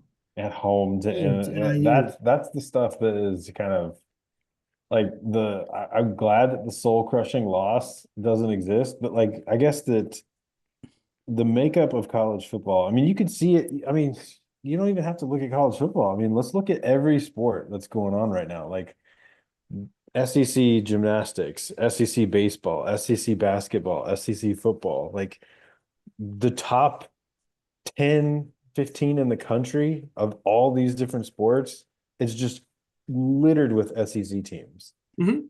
Like we are not the same. We are not our league is different across every sport imaginable, and especially at college football. Like that, I feel like that there has to be a recognition that like that's nice that you play college football in the Big 12 or Pac-10 or whatever we're calling it these days, but it's cute. But the big boys are playing over here. The adults are talking. And I guess like because I don't disagree with you, but I also say you got 12 weeks to do your talking. If you're a national Right. championship team, don't lose at home to Kentucky. If you're a national championship team, don't lose at home or lose to Vanderbilt on the road, which is basically Bryant Denny West or East or whatever. Like that's embarrassing. Like to lose that game in that and not just to lose the game, they were dominated on the line of scrimmage in that game. Mm, And you look at Georgia and their schedule. That's not the same. You know what I mean? That's not what Penn State had to go through. That's not what even close to what Notre Dame had to go through. But I feel Georgia wins the national championship. You know what I was waiting for? I was waiting for them to put Texas to where they would have, oh, their third matchup, Georgia and Texas. It's like, yeah. buddy, I'm so over. Like I'm so over. Like I don't want to play Texas. Like next year Yeah. when I come to Athens, I'm like, great. Yeah. Like let's do this again. Yay. Because we're gonna play again in 3 weeks. That's fantastic. This is great. Yeah. I Um, was happy to see them on the other side when the bracket came out for that. I miss like I just miss the regionality of the sport. And there was times like, you know, we've all been Georgia fans for a while. You both probably longer than me. I became a Georgia fan in 2000. So I remember that big win over Tennessee, but who was the top dog in college football during that time? Miami, USC. You know what I mean? Like the SEC was coming on and the sport's so cyclical. There's times Mhm. where you're up and where you're down. It's like my all of my in-laws are Alabama fans. So I would hear it every single holiday. Oh, the SEC West this, the SEC West this. And I was like, well, there was a time where the SEC West was trash. Like I Yeah. remember in the early 2000s when like Georgia won the SEC championship in 2002, like that Arkansas team was trash. Arkansas. Yeah. You know what I mean?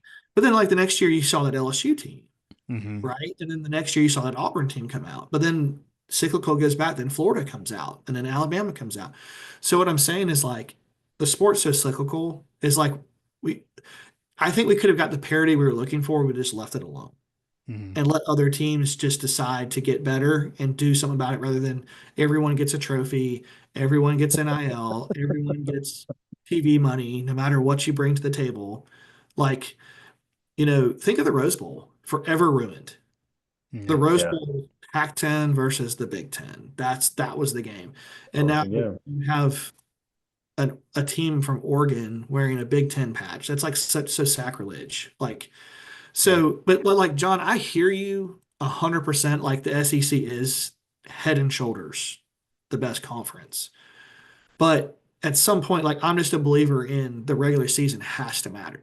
Like it has to. Like you can't just get people a pass for like hypothetical matchups because like I'm not disagreeing that like Ole Miss would have done the same thing to SMU. Like I think they would have. I think Alabama would have done the same thing. Well, I don't know. This depends on which Milrow shows up. But if second quarter Milrow shows up against Georgia, that again in a playoff, they would have had a shot to win it. But Mhm. the thing is you lost 3 football games.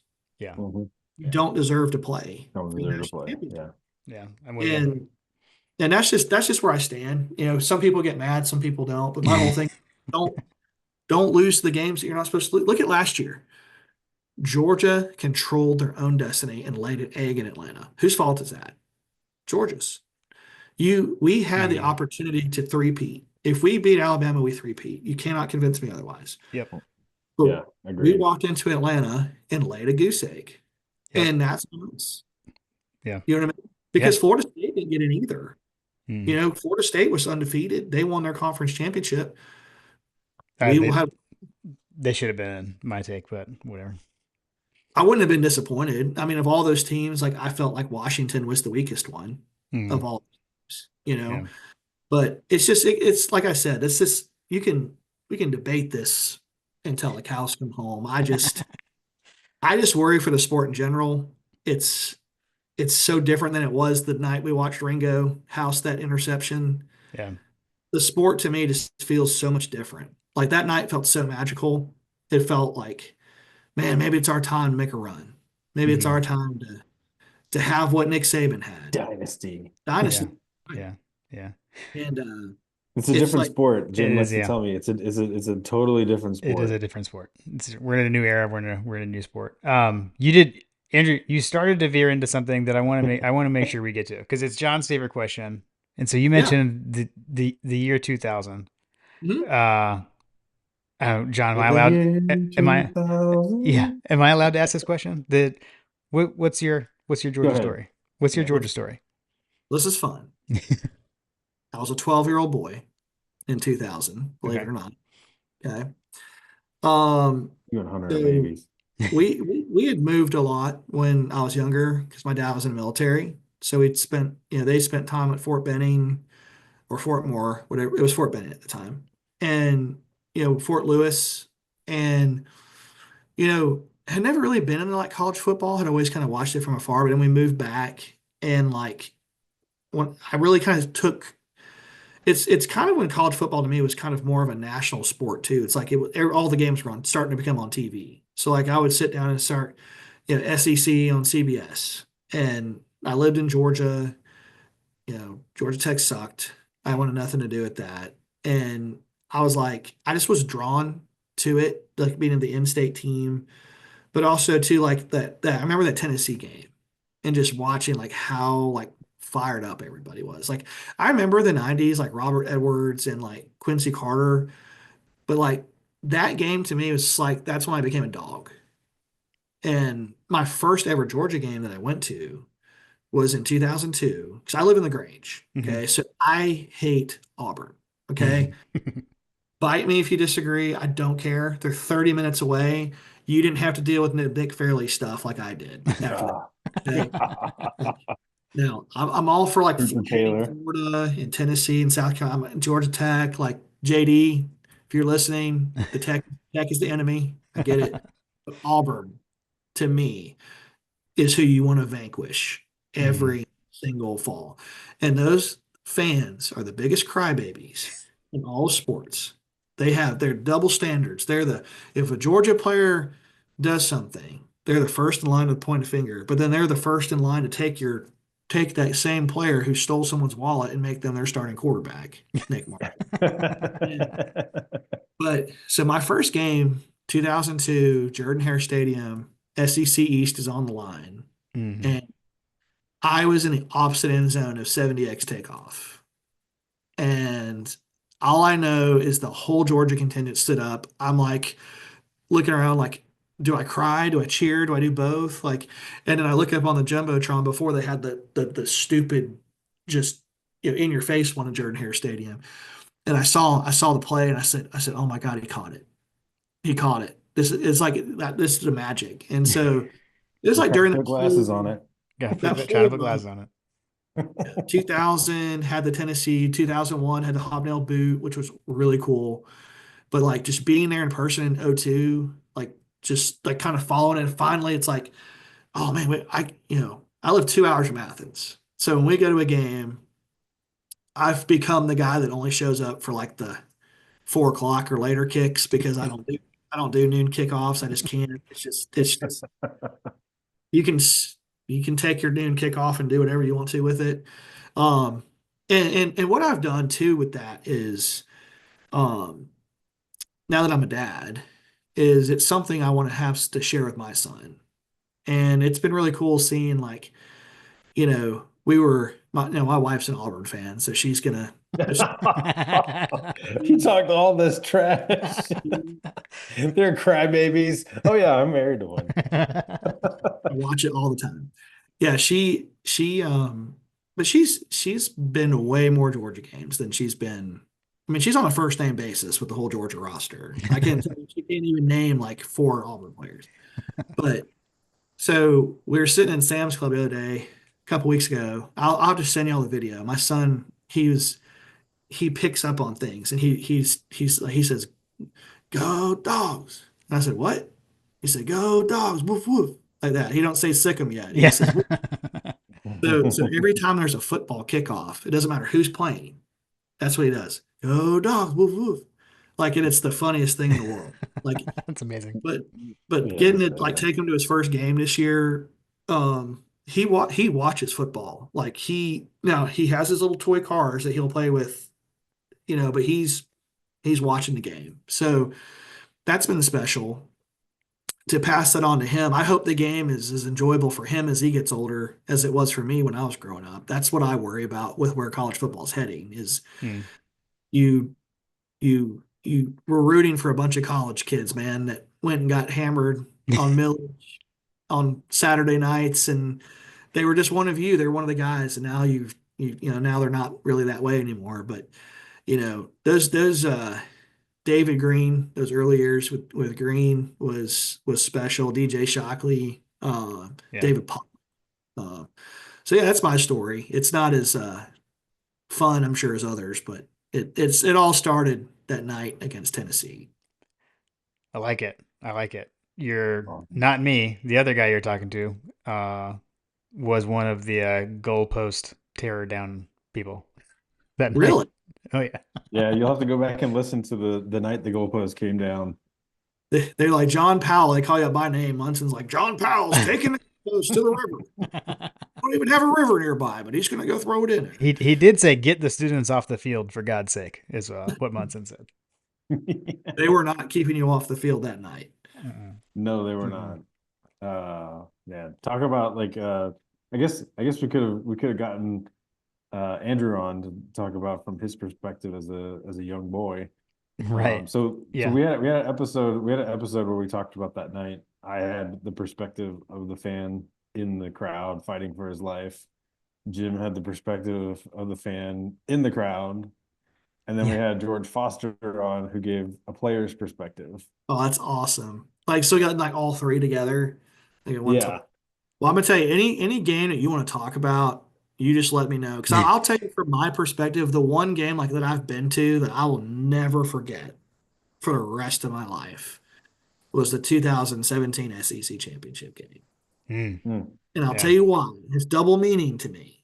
Because I also made a living in Auburn for 10 years before I got the job I have now. So normally that went well because we own them. But there's times where there's like it takes acts of God for Auburn to beat Georgia. Like that's just, Yeah. so I Bat it was down. there. I was there in Jordan Hare in 2017 when they beat us down. And Yeah. and That was a beatdown. I have a whole story about that game. I'll save that for another time. Maybe I'll post it on Twitter or something. But it's a funny story. It's a good one about my interaction with an old Auburn fan behind me. And it ended with him handing me for my Coke that I was drinking. He handed me two airplane bottles of Jack and said, "I think you need this more than I do." And, and so the funniest part about all that, so a couple weeks later, like to beat them in Atlanta. Like I remember much more so the DeAndre Swift like nail in the coffin run than I do the Keely Ringo pick six. Hmm. Like the Keely Ringo pick six, like I will always remember that game, but like that 2017 game was like when it's like I felt like we were back. I was like, Georgia's back, man. We're back. We're gonna be contenders with Kirby. He's the guy. Because before that we had no idea. There were Mhm. so many things. You were just like, is Kirby the guy? Is he? And then when that game happened, man, like like I just lost my mind. Like I was sharing a box with like all these Auburn fans, and I was just like letting them know, like you Not can even, have your Mickey Mouse win. We got the real one. Like, you know, yeah, we'll win when it mattered. beat the dog crap out of you. Just Yeah. Yeah. That's a good one. yeah. Yeah, that's a good one. So but yeah, I'm telling you, I've got a lot of fun stories about that stuff. Um, but yeah, man, I tell you, that's a cool question that y'all ask, like your guests, because everyone probably has a little bit different story than Yeah. what. Oh yeah. I'll turn the interview on its head. John, Uh-oh. Here we go. what is your favorite like game that you've been to like as an adult? Oh man, I mean, as an adult, I mean, is being a Like student post not count? college Okay. Post college, that you've been to in person. honestly, uh, I didn't really go to a whole lot of games when I had young kids for so long. I And feel that. then I feel that. When Jim and I kind of rekindled our relationship with the podcast and stuff, I mean, going to the games with him and his family has been amazing, and going with my kids to go and see the games, having my family around with Jim. So like when we played Ole Miss, that's the game that I kind of go back to, is like the full experience. Like got to stay with him and his family, got to tailgate all day long, did the ESPN stuff. All it was like the whole 9 yards. And then like one of my favorite memories of Jim is like him coming downstairs and saying, "Man, we kicked their ass." Yeah, yeah, that was fun. Yeah. Yeah, the Ole Miss game is pretty awesome. That was a good time. Yeah. I wish we Uh, had the fireworks for that one. I guess mine. I mean, I I feel like I'd be lying if I didn't say the Ringo, the the natty, the first Yeah. natty. And so for that one, I went. My dad and I went. Um, and so that's like, if I were to answer the "What's your Georgia story" question, it's like I got it from my parents. They met at Georgia. We've talked about we had my dad tell that story on the podcast once, but like that's where my fandom came from. And so getting to go to that game with my dad, pretty awesome. Um, and then some close runners up, I would say next Natty, LA went with my sister. And then another one though Not too.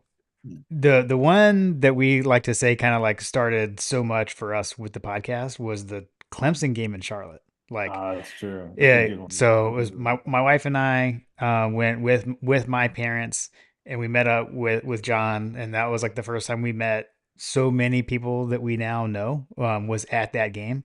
So like John Smith, Hunter, we had never met Hunter in person until that game. We met Hunter at that game. Too many people. Bobby. Yeah, Yeah. Bobby, Greg. Greg, like I list the whole world, the people that we talked to at rodeo, everybody like. Um, we met so many people at that game. That's a big that one. That one was That's a special game. The beginning of that season, yeah. and just all the friendships made. And we saw tons of old, like, so John and I are fraternity brothers. We saw other fraternity brothers that neither of us had seen for a while at that game too. So that's a fun one for me too. It's special. And Yeah, I'll tell you, the Georgia Twitter family that yeah, that we have like is really cool because I've gotten to know a lot of y'all through Twitter X, whatever. I'm still yeah. called I still call Twitter. it Twitter. It's fine. Still swear. I've enjoyed getting to interact and mingle with all of you at the tailgates, and everyone's always treated me like family. Whether I stop by for 15 minutes or, me and my family, we tailgate across from Myers Quad because we park at South Deck. Hmm. So we're literally right across the street from Myers. And it's a great setup. Like it's so awesome to be able to park in South Deck, especially with a small child. And get down the elevator and I'm at my tailgate. And it's like now leaving, we can do a whole podcast on leaving. I Yeah. was about to say you're yeah, that's tight. Oof. Yeah, it's a long wait too, buddy. You better have some beverages in that cooler to get you through. But um But yeah, it's such a great group. Like I would name everybody, and I'd probably leave someone out, but like it's just like a whole collective group. Yeah. I keep up with both of you, Bobby, Jim, Hunter, like all that whole group, and crazy like with Hunter, too. It's like our wives are friends, like they hit it off great. Uh, you know, Shout out Meg Jones. yeah, putting up with Hunter, you know what I mean? Just Yeah. and congrats to them on their beautiful son, Truett. So, but I yeah, can't wait to meet Truett at one of the tailgates. I feel so bad for Megan because that child looks just like his daddy. But That was always one of my That's great. favorite things to hear my wife say is like, oh, everybody says that they look like you. Like I carried this child for 9 months. you're like, dang, yeah, Uh, yeah, yeah. Too good. It's such a tight knit group and it's fun and y'all do a great job with this podcast. It's a lot of fun. Love the community. Whether or not they agreed or disagree with what I said, it's fine. That's all good. I'm used I think you'll find that to most people probably agree with you.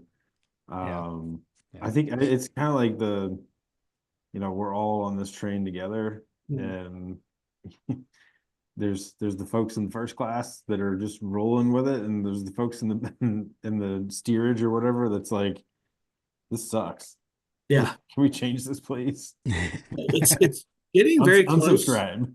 Like I'm getting very close to not caring about conferences or anything. I'm just going to be a Georgia fan, and Yeah, whoever's in your schedule, I'll be there. The yeah. rest of it, I don't care about. Yeah. Like if Stanford wants to play in the ACC, God bless them. I don't care. You know, Cal wants to play in you know, the WAC or whatever. I just don't care. Like it's getting that way for me, where it's like I'm less worried about the conference and more worried about just what's Georgia doing? What's the best thing for Georgia? Yeah. Yeah. Yeah. And it's fun seeing Georgia become, you know, good at more than one sport. You know what I mean? Like just seeing like right now, like I know we're all caught up on basketball, but I'm gonna tell you, I had no expectations this year, never really have. Baseball though, I think this is a special team. I think even without Charlie Condon and Corey Collins with this group, I think they have what it takes to go to Omaha. And I'm Um, excited to see what they do. Foley Field looks beautiful. All the renovations they did. I can't wait to get out there. Basketball will come around. It takes time. It takes time, and we're all learning to navigate this new NIL era, man. yeah. So I Yeah. think just be patient. We've never been good at basketball, so to act like we're entitled to be a 25 win team is Jim's absurd to me. angry. Oh, we were good when I was in school, but that's a story for another day. Just let it. Just it'll be all right. But hey, Fletcher, basketball minute. It just happened. Basketball minute. Nailed We it. just- Nailed it. And I'll say I wore my '90s baseball hat for a reason. So That should be I'm with you. worn every Sunday. Oh At yeah, I Fuller. totally agree. Totally agree. That uniform's fantastic, and I may have been an industry plant with the basketball minute, so don't worry about that. I'm kidding. Too good. Well, man, this has been too fun. This has been awesome. Love getting to hear your Georgia story, your perspective on recruiting. Been a blast. Make sure we tell where can folks find you, Andrew? Just come find me on Twitter. I'm with all the rest of you, mucking it up in the comments. So at Caraway6, my handle, and then I'm pretty accessible. Just search my name on Instagram or Facebook if you want to. That you'll get the more mild version of me there. Sure. But yeah, Twitter's always a good time. Cool. Awesome. JP, what do you got to round us out? I got nothing else. I mean, I could probably talk to him about recruiting stuff all the time, but I guess if your son was going through the recruiting process, what advice would you give him if he was aspiring to be an athlete in this I've world? actually been thinking about this. It's a good question. If I had to give some advice to my son, I would say go where you're wanted because I think that's going to be the best experience for you. Um, you know, you go to college to earn an education to make a career down the road eventually. Some people need it, some people don't. I think if you sacrifice that experience for a couple grand, I think you're losing out on something pretty special. I think my advice to him would be go where you're wanted and go where you have the opportunity to have the most success for yourself. And if that's at a smaller school, so be it. If it's at UGA, awesome. If he's one of the best players in the country, awesome. You do you, man. But my advice to him is just do what made him happy and what made him feel like, you know, I always tell our kids recruiting is all about the right fit, and you got to find the right fit for you. So that would be my advice to my son is find the right fit for you and go where you're wanted. Don't try to force something that's not there. And if you Nice. go to Florida, you're dead to me. Too good. Good times. Thanks for joining us, Andrew. I know that you have possibly midnight wake up calls or early mornings, but anyway, thanks for taking the time. No problem. Awesome. Go Awesome. Dogs. Go How Dogs. about them?